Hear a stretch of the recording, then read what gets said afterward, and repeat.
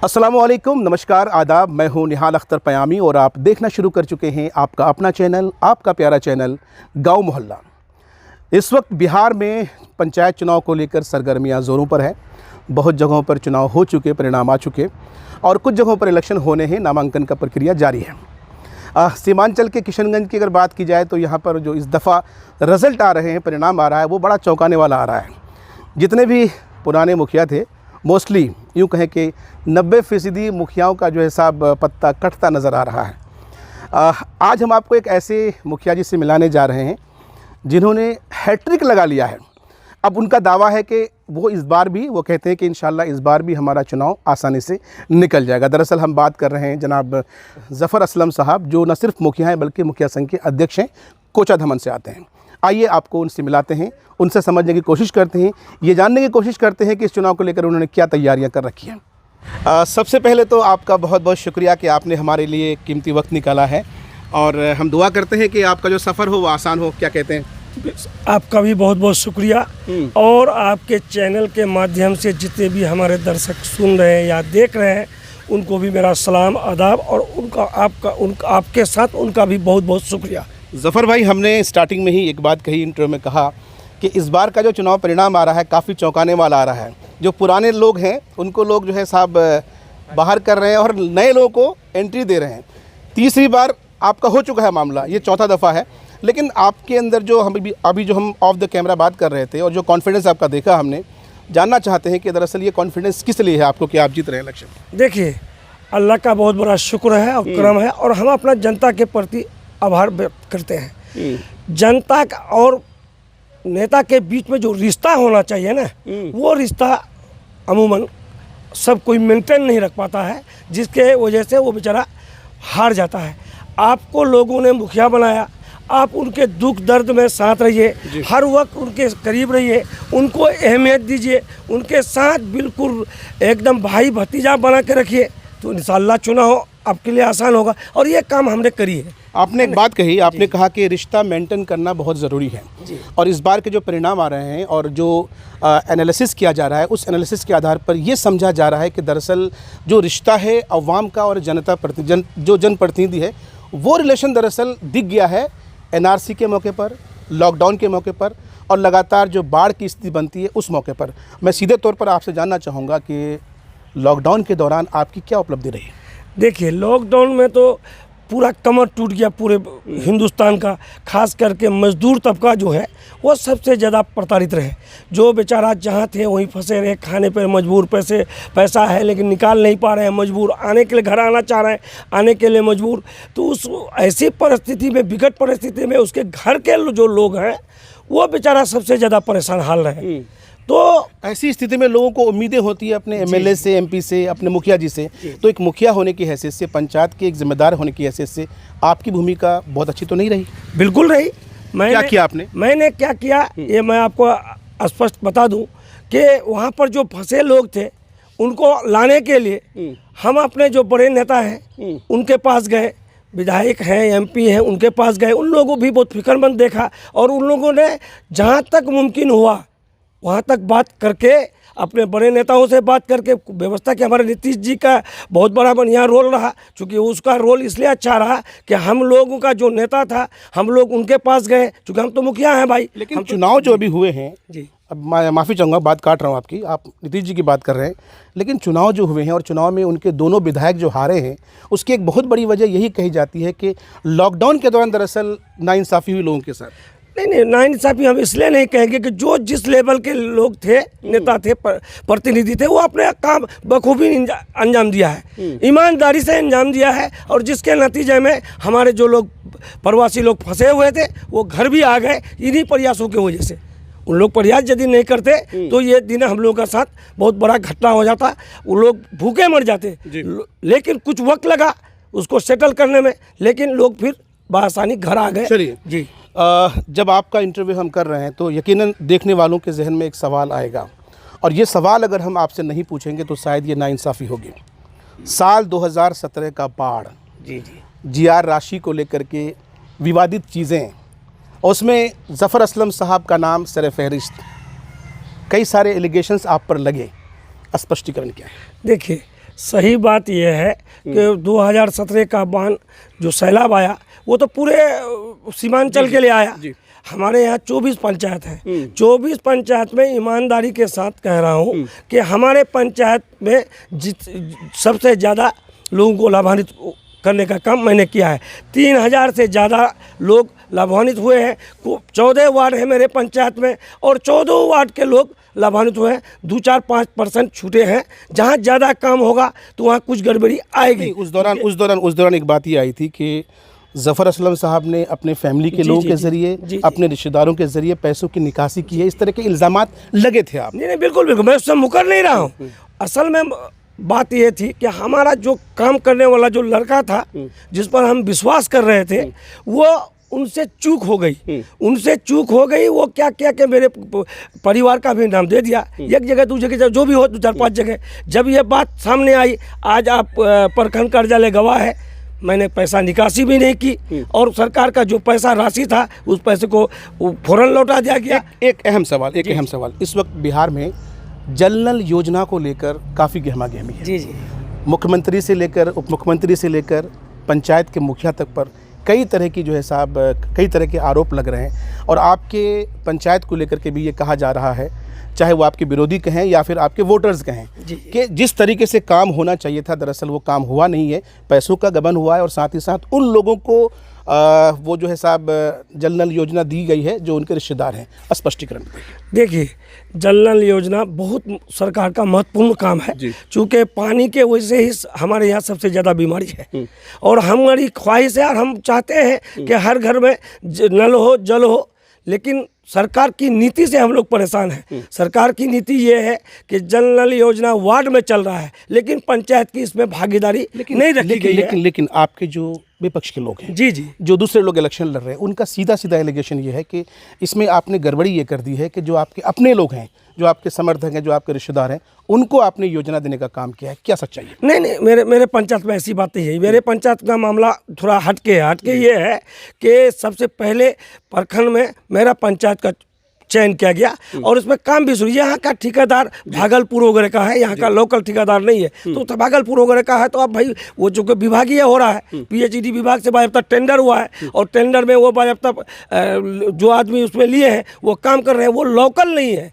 यही वजह मेरे यहाँ काम सबसे ज़्यादा खराब होने का वजह ये है कि ठेकेदार लोकल नहीं है। भागलपुर और कहाँ खराब होने का जी, काम जो जमीनी स्तर पे सही नहीं हो सका, उसके कारण यही है कि बाहर के लोग ठेकेदार हुआ इसमें। तो मुखिया जी का ये कहना है कि इनके यहाँ पर जो काम में जो अनियमितता दिखी गई है, जो काम खराब हुए हैं, उसके लिए जिम्मेदार ये ठेकेदार को मानते हैं। एक अहम सवाल, पिछले 15 साल से आप इस पंचायत के मुखिया हैं। 15 साल का अरसा बहुत लंबा अरसा होता है।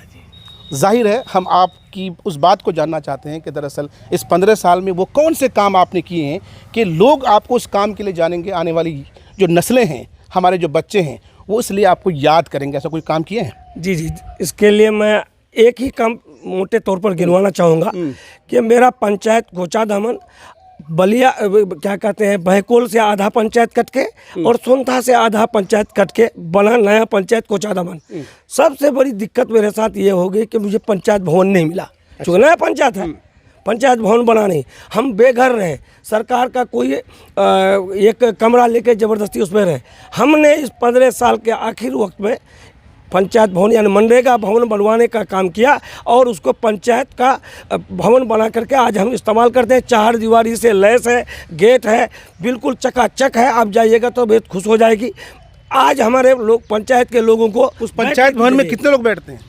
200 आदमी बैठ सकते हैं। आम सभा का इस्तेमाल होता है? हाँ, इस्तेमाल होता है, कार्यालय चलता है। आप हमारे जो भी कर्मी है जाके खोजिए, वो पंचायत में मिल रहा है, वो मनरेगा भवन में बन रहा है, वो पंचायत भवन। तो आपने अपने 15 साल के इस कार्यकाल में पंचायत भवन को अपना सबसे बड़ा काम बताया। लेकिन एक अहम सवाल ये सवाल इसलिए पूछ रहा हूँ क्योंकि मैंने आपके ऑफिस में देखा कि आपने उर्दू को फ़रोग देने के लिए आपने कहीं ना कहीं इश्तहार लगाए हैं। बग़ैर तालीम के आपकी जो नस्लें हैं वो आगे नहीं बढ़ सकती है।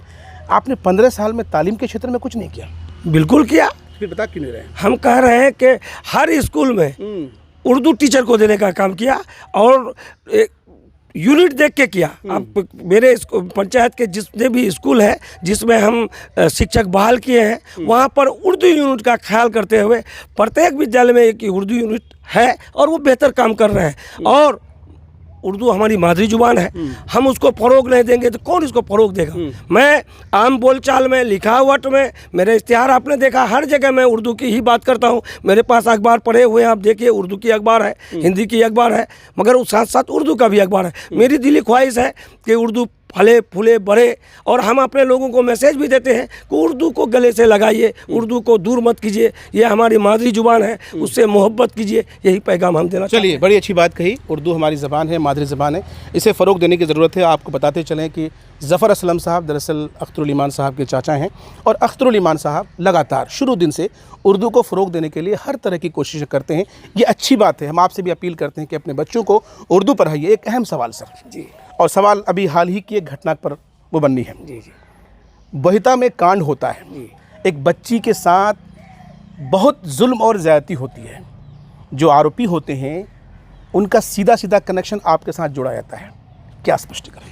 देखिए, लोगों से हम इतना घुल मिल के रहते हैं ना कि लोग आपसे भी मेरा रिश्ता जोड़ देगा कि निहाल साहब उनका अपना भाई है। चूँकि हमारा ये कुदरती चीज़ है, हम जिससे भी मिलते हैं तो अच्छा ही है। तो जिनके साथ ना घटना घटी जिस बच्ची से, वो भी मेरी रिश्ते में नतनी का रिश्ता है, वो भी घर मेरा अपना है। जो जिसके द्वारा कांड हुआ, मारपीट हुई, वो भी मेरा अपना है, रिश्तेदार है। तो अब ये विरोधियों का मामला है, कौन किस नज़र से देख रहा है। एक पंचायत के जिम्मेदार थे, तो आपने उस बच्ची को इंसाफ दिलाने के लिए क्या किया आपने? देखिए, इंसाफ दिलाने के लिए मैं आपको बता दूं, शुरू वक्त से मामला थोड़ा जड़ में आप पड़ जाइए। होता ये है कि जमील साहब की बच्ची किसी के साथ फरार हो जाती है, वो निकाह में है। जाहिर सी बात है कि उनके गार्जियन को तकलीफ दुख होगा ही।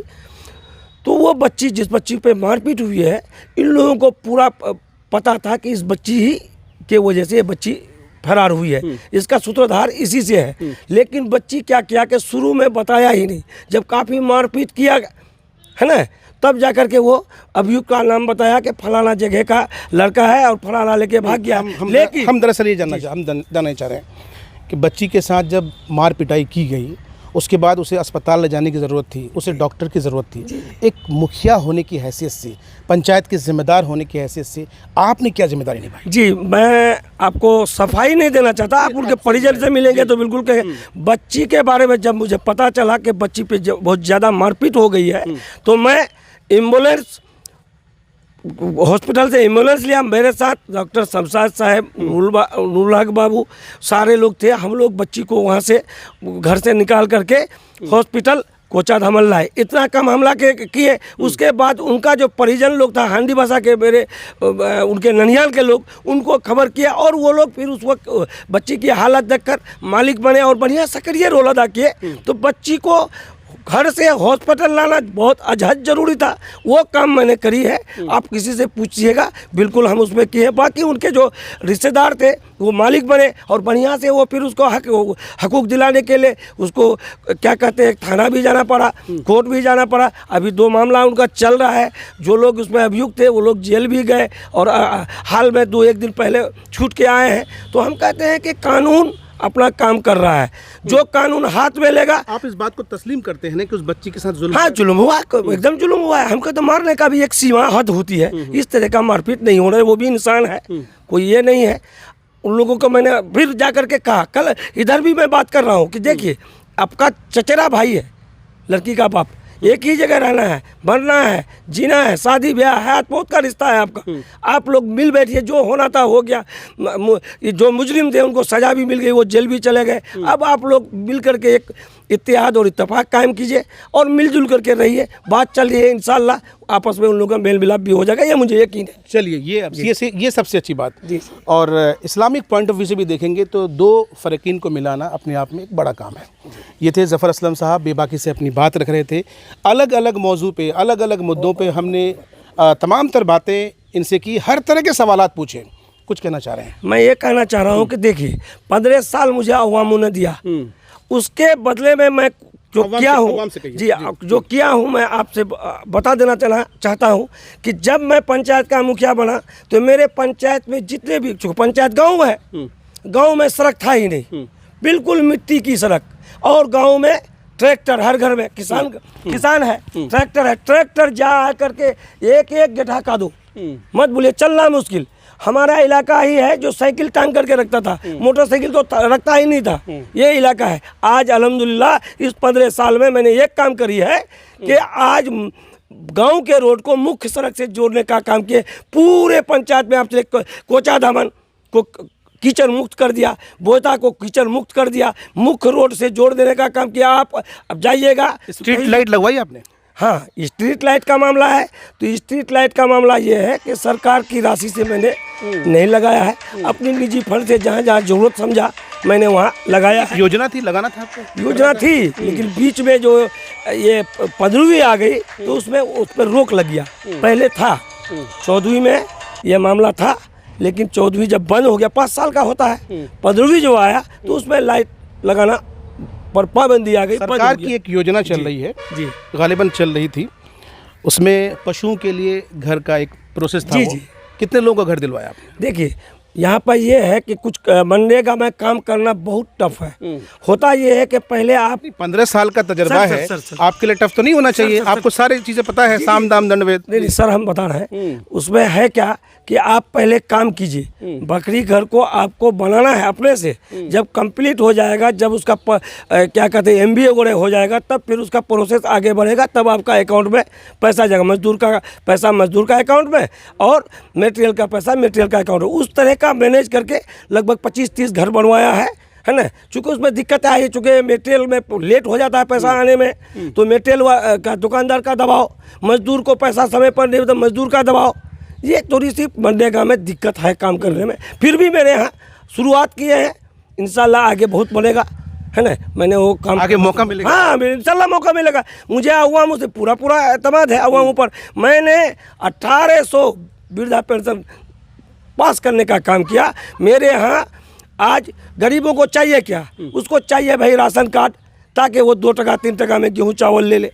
अगर उम्र है तो उसको पेंशन दे दीजिए। अगर सरकार आवास दे रही है तो उसको इंदिरा आवास दे दीजिए। गरीबों को ले तो इतना ही है कि भर पेट खा ले, बेचारा सो जाए, अपना मजदूरी करे। मैंने वो काम की है। कोई भी गरीब ऐसा नहीं है जिसको राशन कार्ड नहीं है मेरे पंचायत में। अल्हम्दुलिल्लाह 3500-3600 कार्ड है मेरे यहाँ। इस बार भी मैंने 1300 बनाने का काम किया है, और पंचायत में तो 200-250 बना, मेरे यहाँ 1300। जो लड़के हाल फिलहाल शादी किए थे उसको भी मैंने कार्ड बनाने का काम किया। फिर भी 10-20% छूटा है। इंशाल्लाह मौका अल्लाह दिया तो वो भी काम पूर्ण कर दूंगा। चलिए, बहुत बहुत शुक्रिया, बहुत बहुत शुक्रिया। ये हैं जनाब ज़फ़र असलम साहब, जो कोचा धामन पंचायत के मुखिया हैं और मुखिया संघ के अध्यक्ष हैं। अपना पक्ष रख रहे थे, बेबाकी से अपनी बात रख रहे थे, और मुझे जो पूछना था हमने तमाम तर वो सवालात पूछे जो आपके जहन में हैं। और एक बात मैं जी, थोड़ा प्लीज़, सा प्लीज़, प्लीज़। छूट गया। अभी पंचायत सरकार भवन का काम सरकार ने कर रहा है, तो मेरा पंचायत कोचा धामन लिस्ट में है।